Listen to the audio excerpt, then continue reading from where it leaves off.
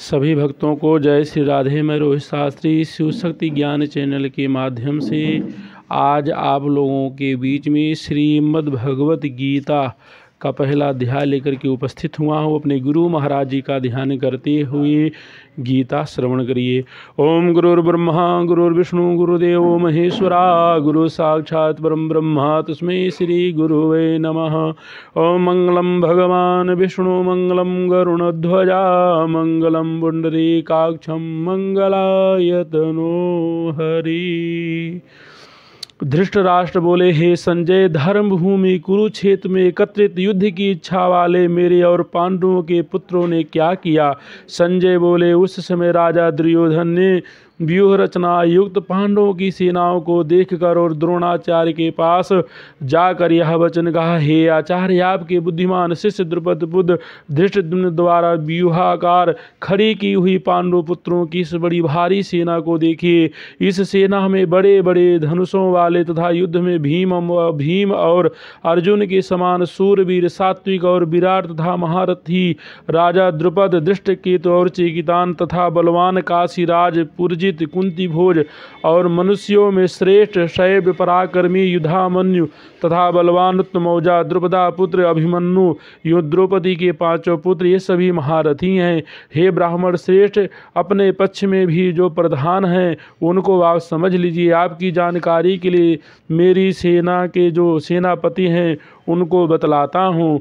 आप द्रोणाचार्य और पितामह भीष्म तथा कर्ण और संग्राम विजयी कृपाचार्य तथा वैसे ही अश्वत्थामा, विकर्ण और सोमदत्त का पुत्र भूरिश्रवा और भी मेरे लिए जीवन की आशा त्याग देने वाले बहुत से सूरवीर, अनेक प्रकार के शस्त्रास्त्रों से सुसज्जित और सब के सब युद्ध में चतुर हैं। भीष्म पितामह द्वारा रचित हमारी सेना सब प्रकार से अजेय है और भीम द्वारा रक्षित इन लोगों की सेना जीतने में सुगम है।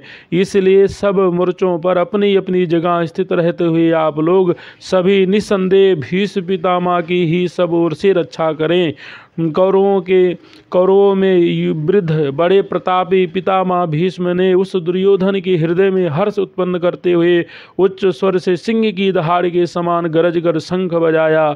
उसके पश्चात शंख और नगारे तथा ढोल, मृदंग और नरसिंह आदि बाजे एक साथ ही बज उठे। उनका वह शब्द बड़ा भयंकर हुआ। इसके अनंतर सफेद घोड़ों से युक्त उत्तम रथ में बैठे हुए श्री कृष्ण महाराज और अर्जुन ने भी अलौकिक शंख बजाए। श्री कृष्ण महाराज ने पांचजन्य नामक, अर्जुन ने देवदत्त नामक और भयानक कर्म वाले भीमसेन ने पौड्र नामक महाशंख बजाया। कुंती पुत्र राजा युधिष्ठिर ने अनंत विजय नामक और नकुल तथा सहदेव सुघोष और मणिपुष्पक नामक शंख बजाए। श्रेष्ठ धनुष वाले काशीराज और महारथी शिखंडी यो धृष्टद्युम्न तथा राजा विराट और अजेय सात्विक राजा द्रुपद यो द्रुपदी के पांचों पुत्र और बड़ी भुजाओं वाले सुभद्रा पुत्र अभिमन्यु, इन सभी ने हे राजन सब ओर से अलग अलग शंख बजाए और उस भयानक शब्द ने आकाश और पृथ्वी को भी गुजाते हुए धृतराष्ट्र राष्ट्र की अर्थात आपके पक्ष वालों के हृदय विदीर्ण कर दिए।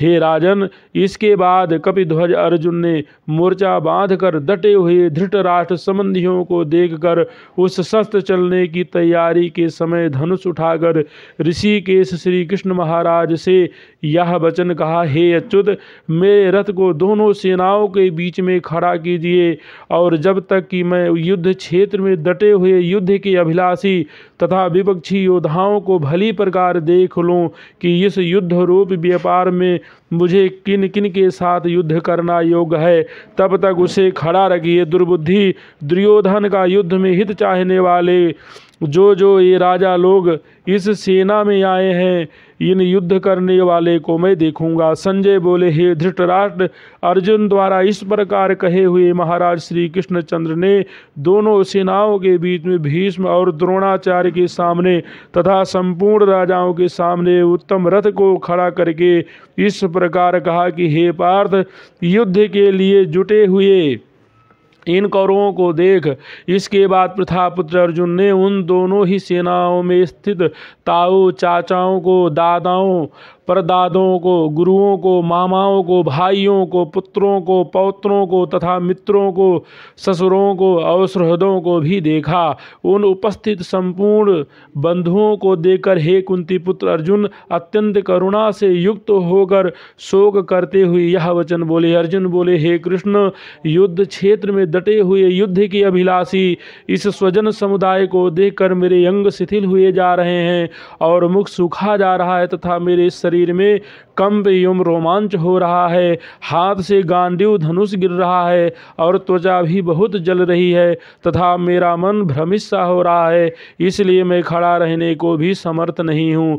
हे केशव, मैं लक्षणों को भी विपरीत ही देख रहा हूँ तथा युद्ध में स्वजन समुदाय को मारकर कल्याण भी नहीं देखता। हे कृष्ण, मैं ना तो विजय चाहता हूँ और ना राज तथा सुखों को ही। हे गोविंद, हमें ऐसे राज से क्या प्रयोजन है अथवा ऐसे भोगों से और जीवों से भी क्या लाभ है। हमें जिनके लिए राज भोग और सुखादि अभिष्ट हैं वही ये सब धन और जीवन की आशा को त्याग कर युद्ध में खड़े हैं। गुरुजन, ताऊ, चाचे, लड़के और उसी प्रकार दादे, मामे, ससुर, पौत्र, साले तथा और भी संबंधी लोग हैं। हे मधुसूदन, मुझे मारने पर भी अथवा तीनों लोकों की राज से के लिए भी मैं इन सब को मारना नहीं चाहता।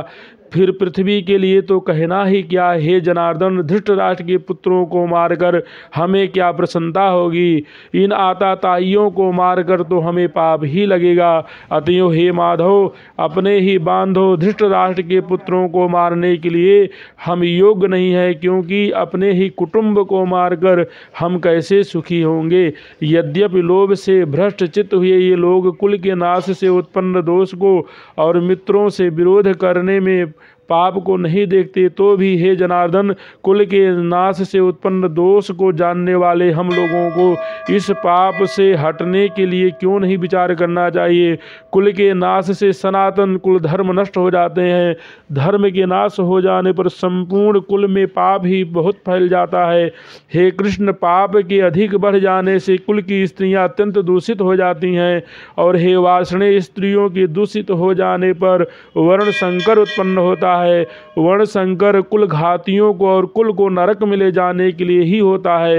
लुप्त हुई पिंड और जल की क्रिया वाले अर्थात श्राद्ध और तर्पण से वंचित इनके पितर लोग भी अधोगति को प्राप्त होते हैं। इन वर्ण संकर कारक दोषों से कुल घातियों के सनातन कुल धर्म और जाति धर्म नष्ट हो जाते हैं। हे जनार्दन, जिनका कुल धर्म नष्ट हो गया है ऐसे मनुष्यों का अनिश्चित काल तक नरक में वास होता है, ऐसा हम सुनते आए हैं। हाँ, शोक हम लोग बुद्धिमान होकर भी महान पाप करने को तैयार हो गए हैं, जो राज और सुख के लोभ से स्वजनों को मारने के लिए उद्यत हो गए हैं। यदि मुझे शस्त्र रहित एवं सामना न करने वाले को शस्त्र हाथ में लिए हुए धृतराष्ट्र के पुत्र रण में मार डाले तो वह मरना भी मेरे लिए अधिक कल्याणकारक होगा। संजय बोले, रणभूमि में शोक से उद्विग्न मन वाला अर्जुन इस प्रकार कहकर बाण सहित धनुष को त्याग कर रथ के पिछले भाग में बैठ गया। अर्जुन विषाद योग नामक पहला अध्याय। बोलो कृष्ण भगवान की जय। सभी मित्रों को राम राम। जो हमारे चैनल पे नए हैं, हमारे चैनल को लाइक करें, सब्सक्राइब करें। जय श्री राम। भगवान सबका कल्याण करें।